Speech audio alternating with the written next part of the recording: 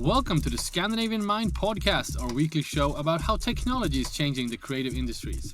Today on the program, the innovators at Techtextil and Texprocess. We are reporting from the leading trade shows for the textile industry that took place in Frankfurt this week. You will hear from Dr. Ingo Rollwagen, professor at the Fresenius University of Applied Sciences, Lea Zimmermann, textile engineer at the German Institute of Textile and Fiber Research, Lauren Davies, senior strategist at FranklinTillNanny Thorman, textile engineer at LunamicroDirk, and last but not least, Dirk Vantyghem, director general at Euratex. We will talk about self-cooling textiles, the good examples of regenerative practices, the challenges of getting the rest of the world to follow the new EU regulations, and amelioration, what it is and why it matters. My name is Konrad Olsson, editor-in-chief and founder of Scandinavian MIND, and I'm here with my man on the ground, my dear colleague Johan Magnusson. How are you, Johan? Yeah, super excited after this week in Frankfurt. Also excited to share insights from our guests in the episode. Yeah, that was a handful reading all those titles. I feel like the more smart people we meet, the longer titles they have from various institutions.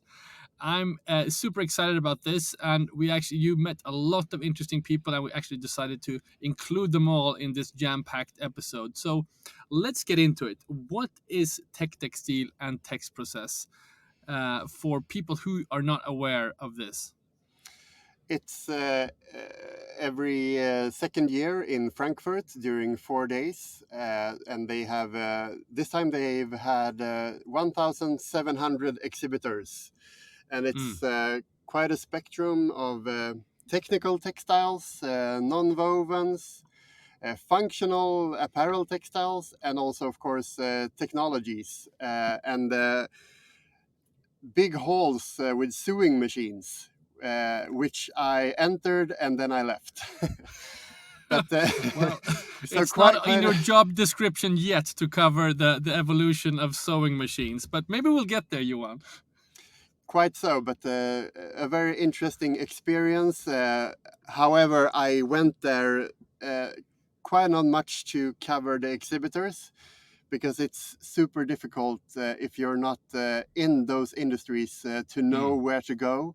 So I went there to listen to the lectures, and they've had a wide range of super interesting speeches from leading minds. You will hear from a few of them in the episode. But also I find it, of course, always exciting to watch the startups and the student projects. And what's fascinating with this kind of trade fair, it's almost like next level business to business, because these exhibitors, they are exhibiting. We will barely see any of these in store, and the technologies exhibited and showcased there are not for like the mass market, of course, and it will take in general a bunch of years before it's even involved in products that we see on the market. When this opportunity came up for us to go and cover this, I feel like it's almost like a next step in the kind of evolution of what we're covering with Scandinavian MIND. Obviously we always wanted to committed to cover the intersection of technology and the lifestyle industries, technology and fashion being one of them. We also cover quite extensively the evolution of the new EU regulations. So we're kind of digging ourselves further down in the value chain, if you will, with all the various projects that we are involved in. So it only felt natural for us to start covering this as well, even if it's a different type of textile trade show than we're used to covering.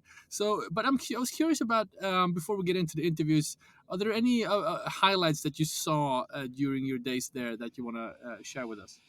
I have so much content which will be published online in the weeks to come. If I were to the things that first come up in my head, I would say like a manta ray like robotic unit a supplier of biodegradable polyester.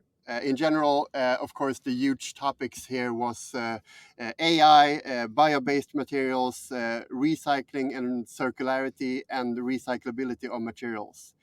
And then we had a startup producing completely recyclable garments made of sugar. And one very fascinating innovation called a heart rate shirt, which monitors detect falls in the heart rate. Is that for medical use, or do you see any fashion applications for these technologies in the years to come? I could see it as quite spectacular on a runway show, but in general for people working alone, like in the forest, then they can stay safer if they have any health issues. Well, looking forward to diving into those stories in the Scandinavian Mind feed in the weeks to come. But let's dig into it. We have 5 interviews to cover. Some of them ranging from just a few minutes to well over 5. So let's get into it. First out is Dr. Ingo Rollwagen, a professor at the Fresenius University of Applied Sciences, the Department of Design. That's the long title. Why did you decide to speak to Dr. Ingo Rollwagen? He was a part of the opening press conference, and you go to such conferences with not that high expectations, but he truly delivered on the current state and the future forecast of AI, including a word that is super hard to pronounce, but he will explain more this specific term. Is that the amelioration that you had me say at the top of this show? Yeah, and I had a problem during the interview to pronounce it correctly as well. Thank you so much for that. Okay, let's get into it. Here's now Dr. Ingo Rollwagen.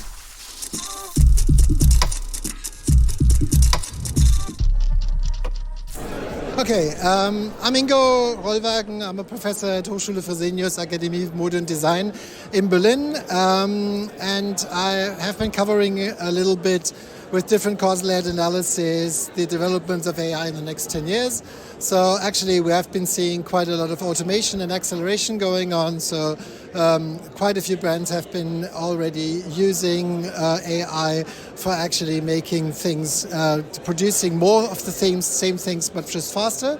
In the future, we will be seeing much more amplification. That is to say, we will also use AI to reap the benefits of recycling, and thus changing a lot of our production and a lot of our production processes, and thus innovation.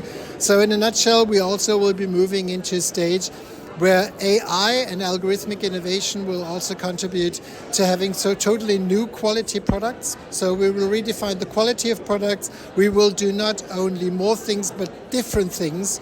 Talking about solutions which take into account the whole life cycle and also the extended life cycle and the extended usability of different materials. And that is what we call amelioration. So a real improvement on a very deep level, thus also building on ecosystemic collaboration of different actors.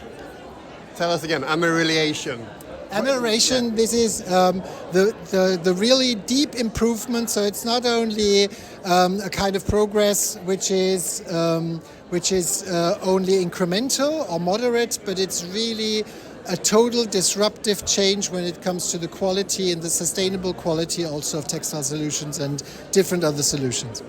And here on stage at Techtextil and at the fair, you shared a time frame as well. What is the next years holding? What will happen in the next few years? So we will see that different industries will be actually faster in actually reaping the benefits of AI. So we see a lot in meditech, like medical technologies going on. We see which will happen in the next 3 to 5 years. So we will see some kind of innovation coming up. Then we will also see some things happen, some more things happening in cloth tech and everything which has to do with outdoors and outerwear.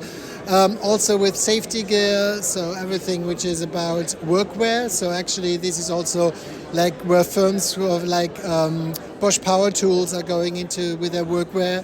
And we then will be also seeing in a more different time frame, 5 to 10 years, also industrial technologies and building technologies, so also the nonwovens, going much deeper into this kind of differentiated quality perspective on their processes and solutions. And in what ways is it important for brands and brand owners to be prepared? How can they be prepared for this development? Well, they should actually assess their own kind of AI readiness and also their AI design competence, and then should be moving up on that.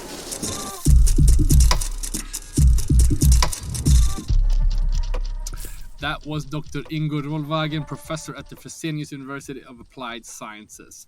All right, moving on. Next, we have a textile engineer, Lea Zimmermann from the German Institutes of Textile and Fiber Research. Talk to me about Lea. It's about self-cooling textiles, and she and her colleagues were awarded the Innovation Award at the Techtextil Innovation Award. And what's important to highlight here is that with so many exhibitors, it's of course focusing on textiles, but it's so many different sectors. So for instance, Lea's research would be primarily used in the building industries. And you will hear more about why in the interview. Good stuff. Here now, Lea Zimmermann.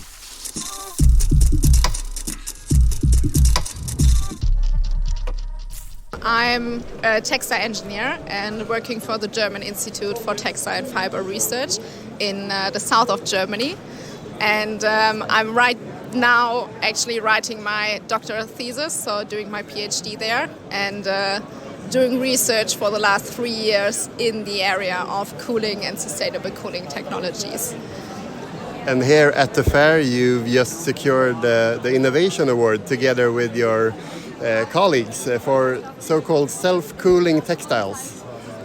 Sounds super exciting. What can you say about it? Yeah, it is really exciting. It's actually developed and supported by a foundation, that is the Ingeborg Groß Foundation, and we are super thrilled that we just won the award. And the technology is actually really interesting, also quite technical, but it's actually about designing a coating for textiles, and by adapting the coating in a specific way, we can actually cool below ambient temperature without using any energy. So that is kind of the achievement and the goal, to get into, or to try to get a more sustainable way of cooling and to achieve that by applying and using textiles. Because today it can be, of course, super energy non-efficient. Exactly. So normally when you think about air conditioning systems that you use in buildings, they consume high energy demand and also produce at the same time CO2 emissions and waste heat. So it's kind of a vicious circle happening there. And when we think about future temperature increase, we already have temperature increases right now over the world. And the temperatures will be rising in the future. The only question is to what level and how long will they rise. So we definitely need cooling, and we definitely need more sustainable cooling solutions as well. And when you took the stage yesterday, you presented quite staggering numbers that you can lower the temperature with around 20 degrees, but it's not primarily for textiles, but more for construction. Exactly. So the application is actually more in the building sector. So we want to, like, when you use it, it's used outdoors because you need the cold sky and the universe to actually achieve that cooling. And the application would be more in the area of textile roofs or shading textiles, so to cool buildings down without using energy. So it's more into building designs. And the cooling value is actually, when you compare it with a non-coated textile, the textile would just shade a little bit of the sunshine, but most of the sun radiation, especially in different wavelength ranges, would actually go through. So the heat would still go inside into the building. And with that coating, you can block not only the sun, but you can actually reflect the sun in a high value. So, and at the same time, radiate heat into the outer space, which sounds really crazy. But by doing that, you can actually cool below ambient temperature and achieve temperature decreases up to 5 degrees below ambient. And that's kind of the fascinating thing about it, because you can do that without energy usage. When can we see it on market?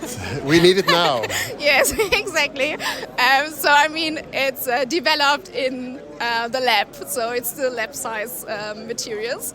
But that is what our next goal is, to get into a more larger scale application and try that with larger surfaces and test that in a real scenario. So that would kind of be the next step to actually get from the lab into large-scale application, and hopefully after that inside to the markets.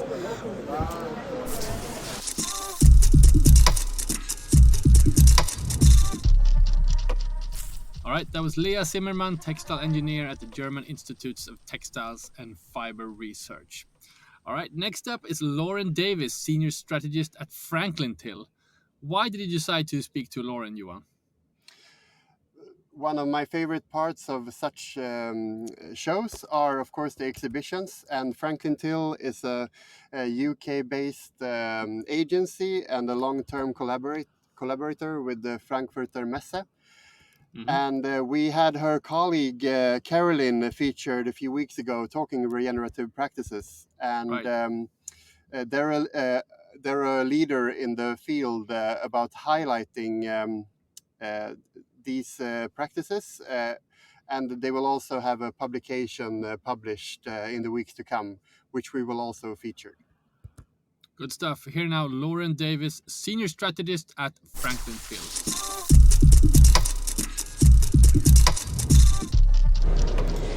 For Techtextil, we have curated a show of future materials, which is underpinned by the idea of regenerative design. So looking at manufacturers, designers, producers who work in a regenerative way, and we want to help people understand what regeneration means. So regeneration is all about moving on beyond maintaining the status quo of sustainability. It incorporates the idea of circularity and circular design systems, but it goes beyond this as well. And it's about healing and restoring people and planet. It can mean a few different things. Can you be a bit more specific about the actual term? So for this exhibition, we have broken this idea down into 9 pillars to help people understand. So we're looking at the social aspect and the planetary aspect. And we've looked at different aspects, such as materials that are naturally abundant and resilient and grow really easily without pesticides, or water that don't require very much input, but they have a very big output and help to sequester lots of carbon. We look at reclaiming material, which is about circularity again. We also look at biological fabrication, which is about using science and technology to synthesize nature and to create these wonderful new dyes, materials, sparkling surfaces.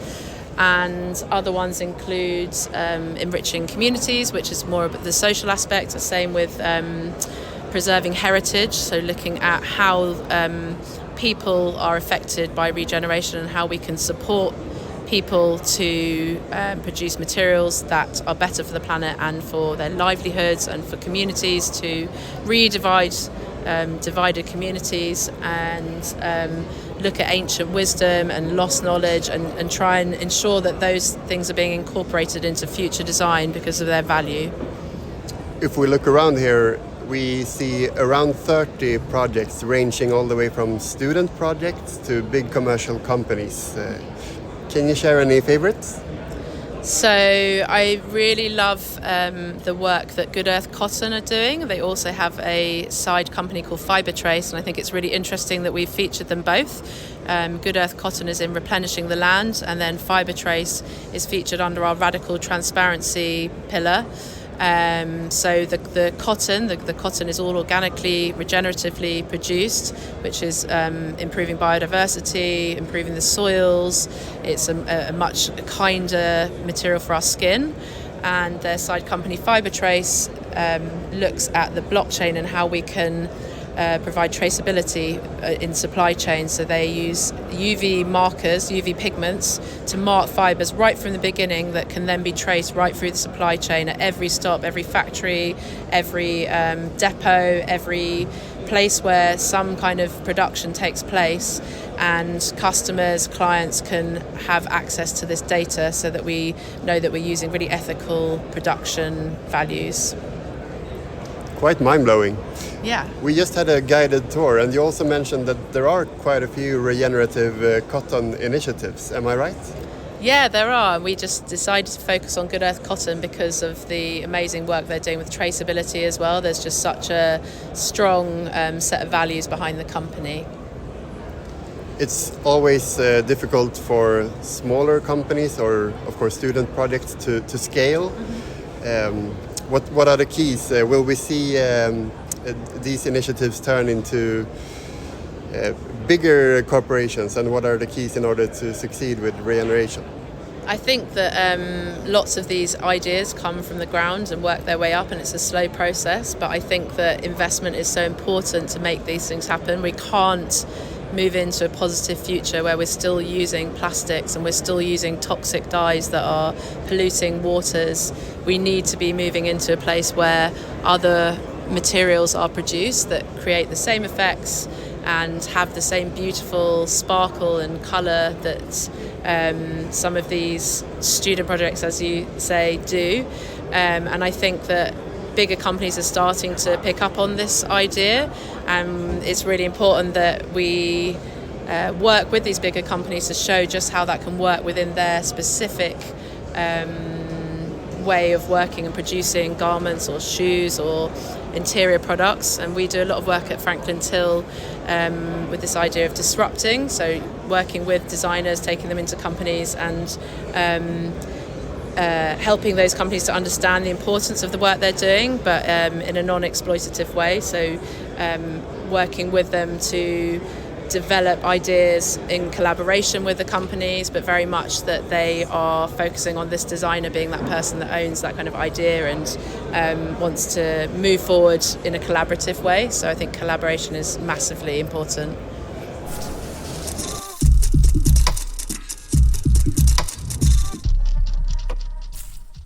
All right, that was Lauren Davies from FranklinTill. All right, let's talk about materials. Next up is Nanny Thorman, textile engineer at LunamicroDirk. Yeah, this is a Swedish innovation and also a recipient of the Techtextil Innovation Award. And it's an innovation that it's better that Nanny explains herself because it's quite advanced. Good stuff.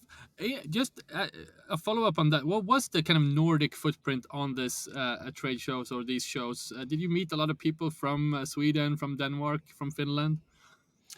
Not so many. There were, I think, around 50 Nordic exhibitors from all the Nordic countries. But I wasn't focusing on the exhibitors. But we did have a LunamicroDirk there. We did have Spinnova from Finland as part of an exhibition. And we had a bunch of suppliers and innovations from the Nordics. So there were representation from our region as well. Good stuff. All right, let's listen to your conversation with Nanny Thorman, textile engineer at LunamicroDirk.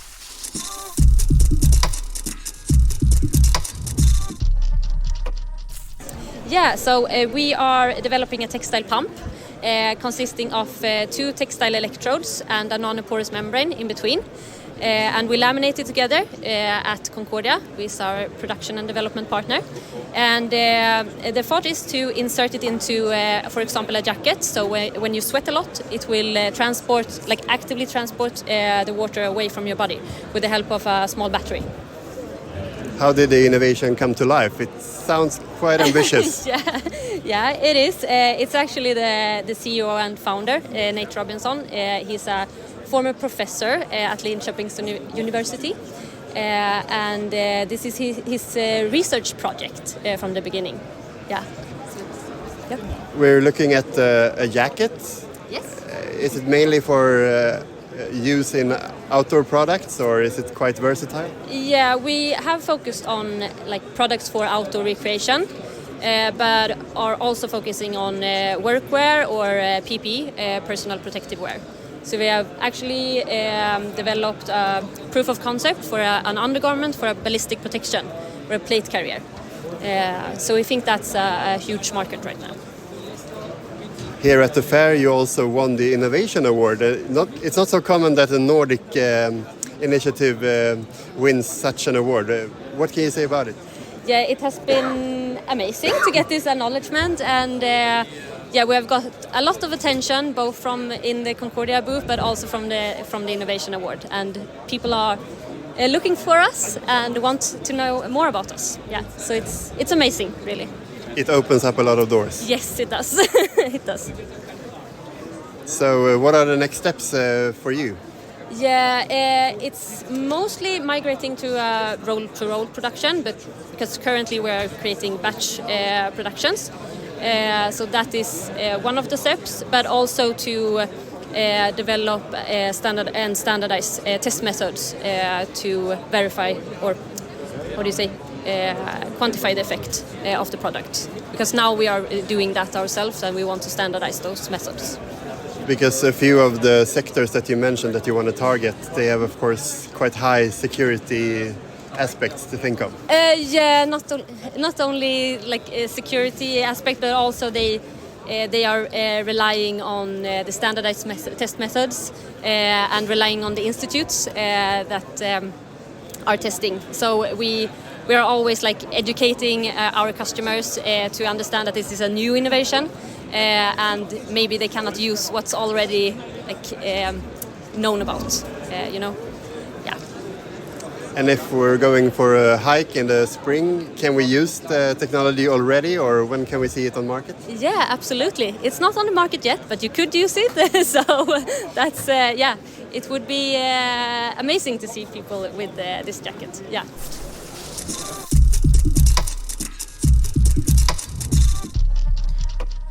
Right, that was Thorman, textile engineer at LunamicroDirk. All right, finally, last but not least, you also were able to meet the Director General at Euratex, Mr. Dirk Vantyghem, and people who follow Scandinavian MIND and visit our events, particularly Transformation Conference, know that we had Dirk's colleague, Mr. Mauro Scalia, at last year's Transformation Conference. Now you were able to meet with, I guess it's Mauro's boss, right? Yeah. He spoke in front of a full house. It's clear that the upcoming regulations are attracting huge interest. I didn't catch that much as expected about the regulatory part of the sectors. I would have expected a lot more, also given that, as I mentioned, these exhibitors, most of them, they are exhibiting stuff that will hit the market in 2 or 3 years. But Dirk was urging the audience to vote in the coming elections, given that 80% of the decisions that affect these industries, these sectors, are taking in Brussels. Also we've had a quite special week for the sectors. We've had 2 approvals in the regulations. First, we have the so-called producer responsibility, ESPR, and then also before that, due diligence were both approved now before the elections. So quite interesting to hear what Dirk had to say about the current state of the regulatory landscape and what's to come in the near future. All right, let's hear it. Here's Dirk Vantyghem, Director General at Euratex.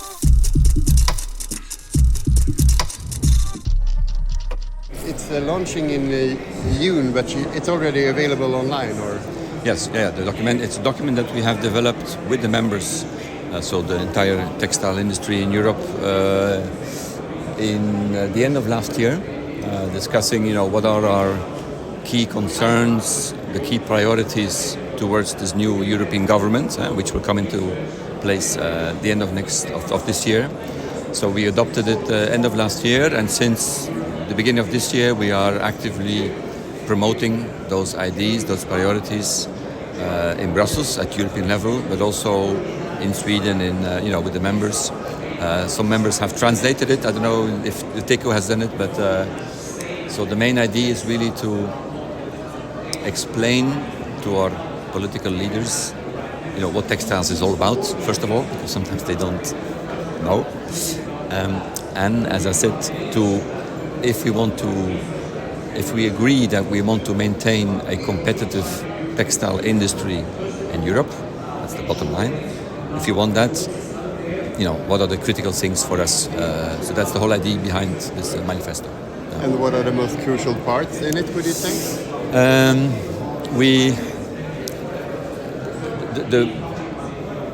Starting a bit philosophical point that many of our members have insisted on is we need a culture of entrepreneurship in Europe. So we need more than today stimulate people to take risk, create companies, business. I know it sounds a bit fluffy, but that's the basis, and of course you compare to what happens in the US, where there is much more this adventurous culture so that's maybe the very generic point. Then more specifically, we focus a lot on this industrial strategy. So how can we have the framework conditions for basically running a manufacturing company in Europe? Energy cost of innovation, people, the regulatory burden. We have too many rules in Europe, and every new commission is adding new rules without deleting the existing rules. So companies is like, so having an industrial strategy facilitating energy prices, financial markets, that invests in risk taking and less rules. That's the first thing. Second is, as you know, there's a strong focus when talking textiles on sustainability. This whole textile plan is basically addressing our environmental impacts. And there we are saying, yes, let's do this, but let's do it carefully. Meaning, as I tried to explain just now, if we put the bar there so high that companies say, look, is it possible, or it will cost a fortune, or we will lose competition with outside. So it's kind of, the slogan is a bit to say to match sustainability with competitiveness. So make it a balanced, which again, it's words, but it translates into legislation. And so yes, let's do it. It's very important. We're not saying we don't want, but in a careful balance. Number three, also what I mentioned, more focused on the demand side. So in the whole discussion, it's the manufacturers, the producers, you have to do this, you have to do that. But the market needs to follow, the consumer. And with the consumer, the brands, H&M, so we need to be together, we need to work together to make sure that there is a good offer of sustainable garment products at reasonable price. We have to avoid greenwashing, too many labels, too many confusion. So that's a big area that we need to work on. And then the fourth point that I mentioned before is there has to be some support, has to be help towards textile companies in terms of innovation support programs, initiatives so these are the more or less main requests that we are putting forward. It's all about implementation as well, yeah. And it's very much, exactly. So the rules are being established. Again, make sure they are reasonable, measurable, and then let's help our companies to implement those rules. Yeah. And you also mentioned on stage, I think many are curious about how you will, you're talking to your Brazilian counterparts and Chinese, so that you work together. Very much necessary, because maybe the biggest fear that our companies have in Europe when we discuss all this, again, they're not against the principle, but they say, Dirk, if I do all this and my Brazilian or Bangladesh competitor does not, and nobody controls, I'm in trouble, to put it politely. And therefore, yes, we need to try to convince the Brazilians, everybody else, to develop the same strategy. It's happening. At Euratex, we are talking to our counterparts there. There is a Chinese textile strategy. There is a Brazilian plan. US at state level, New York, California, is developing their own plans. Will they be exactly compatible?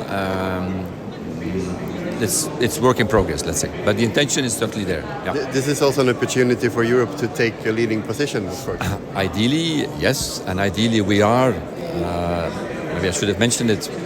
I very much believe that Europe should be the leader in sustainable textiles worldwide. With our innovation, with our technology, absolutely. But again, it comes down to being the world leader in sustainability and remain competitive. That equation needs to be carefully managed, let's say. Yeah.